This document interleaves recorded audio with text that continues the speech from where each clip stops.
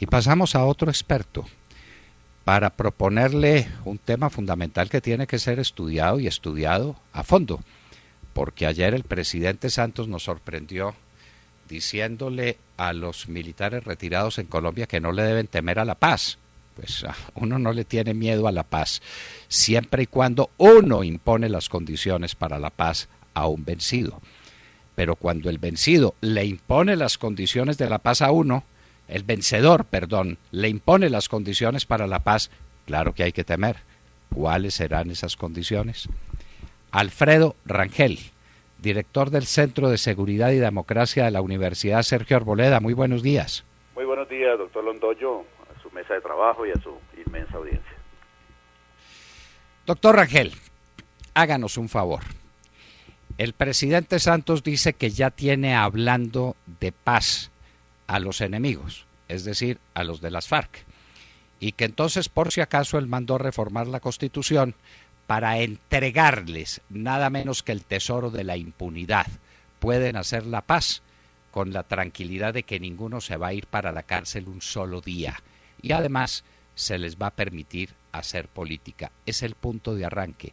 Doctor Rangel, en la historia militar en el mundo, no en Colombia solamente, porque aquí en Colombia también eso ha pasado y ha pasado cuántas veces, sino en la historia del mundo, ¿quién es el que pide la paz?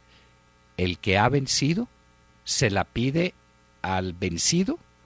¿O es el vencido el que pide la paz para que el vencedor detenga unas operaciones militares que ya no es capaz de enfrentar? No, pues evidentemente que la historia está demostrando que en una paz negociada es el vencedor el que impone las condiciones al vencido para cesar la guerra y retornar a una condición de no hostilidades. Y obviamente que no es el vencido el que impone las condiciones ni la agenda de una eventual negociación de paz, ni los objetivos, ni lo que podría denominarse el escenario del final de juego. Así que aquí en Colombia, al parecer, se están haciendo las cosas totalmente al revés. Primero se están discutiendo las leyes que servirían de marco para un acuerdo de paz, antes incluso de hacer una negociación de paz y de llegar a un acuerdo. Por lo general, y eso me parece que es de una obviedad inmensa, lo que sucede es que primero las partes se sientan a negociar con una determinada agenda, con unos determinados procedimientos para procesar esa agenda, y como resultado de esas conversaciones de paz se llegan a unos acuerdos, y al final esos acuerdos se transforman en leyes que permiten ejecutar los acuerdos y poner en práctica esos acuerdos de paz. Pero aquí primero, insisto, se hacen las leyes, seguramente después se harán los acuerdos y por último se negociará, si es que no se está negociando actualmente. Se estamos poniendo, como quien dice, la carreta delante de los bueyes, en un dicho muy español, o como dicen nuestros campesinos, estamos enjalmando antes de traer las bestias. Y esto me parece que es de una enorme improcedencia, porque muy seguramente el gobierno se va a dar contra el muro en algún momento de la negativa de las FARC para aceptar incluso ese marco jurídico para la paz. Las FARC no están, y lo insisten diciéndolo, no están combatiendo durante 50 años simplemente para lograr el perdón y el olvido de sus crímenes. Las FARC están alzadas en armas para conquistar el poder, para ser un factor estructural de poder en el país. Y entienden la negociación política, y aquí abro comillas, como lo dice recientemente una carta de Timochenko, esa solución política es para hacer un replanteamiento del orden existente que lleve a reconstruir las reglas de la democracia mediante el desmonte del sistema multipartidista de elecciones periódicas, luego de un debate sobre las realidades económicas, sociales, políticas, culturales y hasta ambientales del mundo contemporáneo, mundial, latinoamericano y nacional. Ahí cierro las comillas. Así que las FARC nunca se van a transar por menos de unas reformas institucionales, unas reformas estructurales que la lleven a ser un factor permanente de poder, cambiando todo el orden existente. Lo que se le está planteando en este marco jurídico es simplemente un perdón. Eso ya había sucedido en el pasado. Las FARC habían sido objeto, junto con otros grupos guerrilleros, de una amnistía general e incondicional por parte del gobierno de Belisario Betancur en su momento. Y esos grupos, hay que reconocerlo, en su momento también insistieron en que, y esa era su consigna en el momento, la amnistía no es la paz, se trata de negociar las condiciones del poder. Así que esta nueva amnistía se parece bastante a la de Belisario Betancur porque es una amnistía anticipada, antes incluso de cualquier tipo de acercamiento formal, de negociaciones formales de paz. Y es una amnistía que, como también lo demuestra la historia, cuando se ocurren este tipo de amnistías anticipadas, no va a tener ninguna incidencia positiva en la violencia que está viviendo el país. Hay muchos ejemplos históricos, el de Colombia puede ser uno, evidentemente, en los cuales se demuestra que después de las amnistías se incrementa la violencia, casi que como una consecuencia de esas mismas amnistías. Eso sucedió en nuestro país. Después de la amnistía de Belisario Betancur fue el escalamiento más terrible de la violencia durante los años 80 y los años 90. Pero incluso en España, también en 1977, cuando se promulgó una ley de amnistía, la ETA, que había asesinado hasta ese entonces 66 personas, superó su propia marca después de la amnistía que se le concedió y asesinaría después de esa amnistía a más de 750. El Grapo, otro grupo terrorista español, había cometido 14 asesinatos y después de la amnistía mató a cerca de 70 personas. En total, todos los grupos habían cometido hasta ese momento 97 asesinatos y después de la amnistía el número de asesinatos sería de 1.165 adicionales.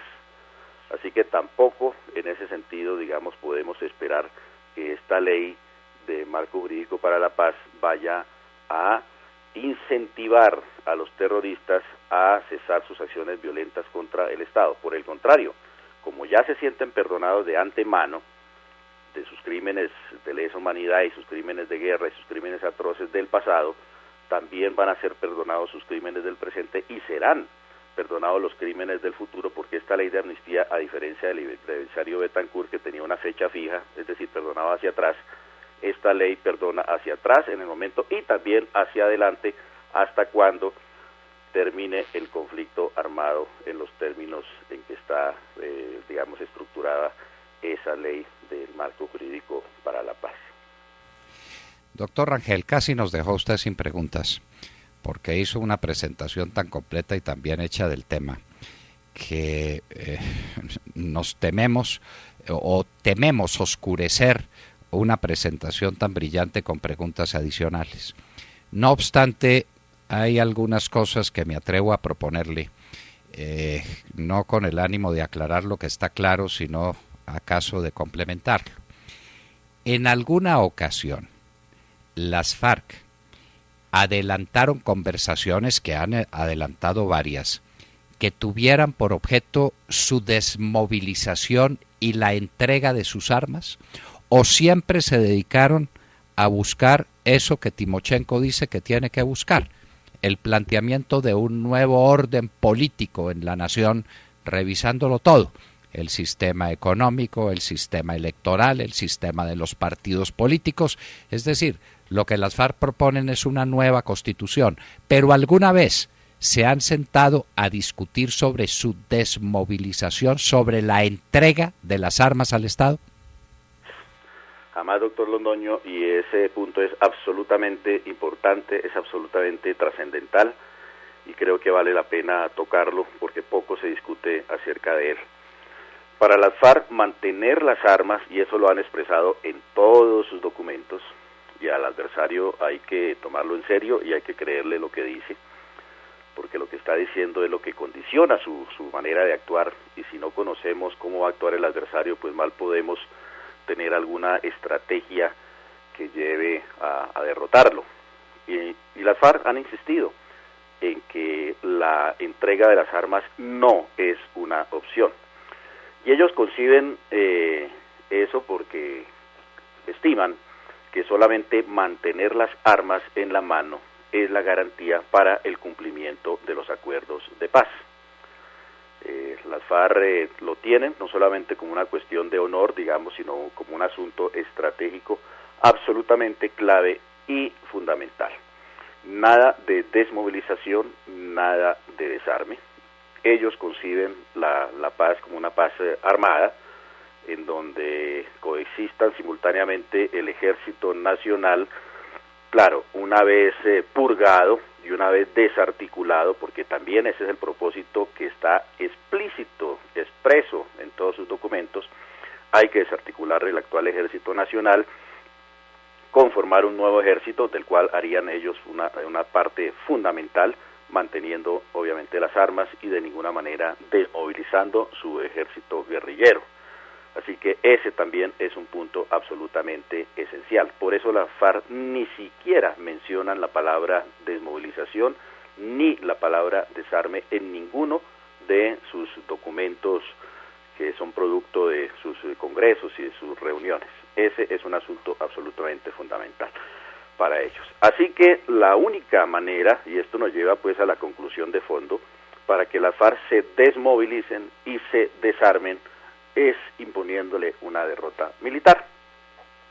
Porque con una derrota militar absolutamente clara y contundente e inapelable, todas estas ambiciones de poder, de reformas constitucionales, de ser factores permanentes del poder en el país, de revisar las estructuras económicas, sociales, políticas, culturales, la política ambiental y la política de seguridad, y desestructurar al ejército, si no tienen una fuerza militar que las respalde, pues no tienen ningún sentido ni podrán tener ninguna viabilidad en una mesa de negociaciones. Así que lo que se impone con las FARC, y ellas mismas son las que crean las condiciones a través de esas exigencias tan exageradas para una conversación de paz. La única manera, insisto, para que eso no se lleve a cabo, esas conversaciones no sean sobre el poder, pues es imponiéndole una derrota militar a las FARC. Estamos todavía un poco lejos de eso, y por eso en este momento de realizarse unas conversaciones de paz que sean aceptables para la guerrilla de las FARC, esas conversaciones serían sobre el tema del poder, y de ninguna manera involucrarían el tema de la desmovilización ni del desarme de la guerrilla de las FARC. En esas circunstancias serían hoy unas conversaciones de paz. Por eso esas conversaciones no tienen en este momento ninguna viabilidad, y no porque no lo quiera el Estado o la sociedad, es porque la misma guerrilla ha establecido esos límites, esas condiciones. Hay que reconocer que esas son las condiciones que quiere imponer la guerrilla, y hay que reconocer también que para que el Estado imponga sus condiciones en términos de los procesos para llegar a un acuerdo de paz y de la agenda de unas conversaciones de paz, para eso necesita el Estado y la sociedad colombiana una victoria militar clara sobre las FARC. Esos procesos serían los que se anunció, por ejemplo, en el gobierno anterior. No se puede pensar de ninguna manera, y eso ya está, es una etapa superada, en un diálogo en medio del conflicto. Hay que imponer una tregua unilateral, incondicional, permanente y definitiva para la guerrilla de las FARC, es decir, cesar cualquier tipo de acción violenta contra el Estado y contra la sociedad colombiana, como una precondición absolutamente necesaria para iniciar unas conversaciones de paz. Y la agenda de las conversaciones tiene que ser exclusivamente sobre los procesos, las condiciones de una reinserción y de un desarme y de una desmovilización de la guerrilla. Pero, insisto, todavía esas condiciones no creo que estén dadas, y cualquier conversación de paz en las condiciones de hoy sería en las condiciones de las FARC, que son absolutamente imposibles de aceptar por parte del Estado y de la sociedad colombiana. No sería una negociación ni un diálogo con legitimidad, porque estaría la guerrilla imponiendo sus propias condiciones que son absolutamente, insisto, inaceptables. Doctor Rangel, usted nos ha dado una cátedra memorable, la conservaremos, la guardaremos, la vamos a subir inmediatamente a nuestra página web para que todos la puedan consultar. Las conversaciones a las que se refieren las FARC, lo acaba de decir el propio Timochenko, se basan en el cambio de las condiciones fundamentales de existencia de la sociedad colombiana. Un cambio fundamental en lo político, un cambio fundamental económico, el advenimiento sin duda de un sistema socialista, es decir, el cambio de las condiciones de vida de los colombianos.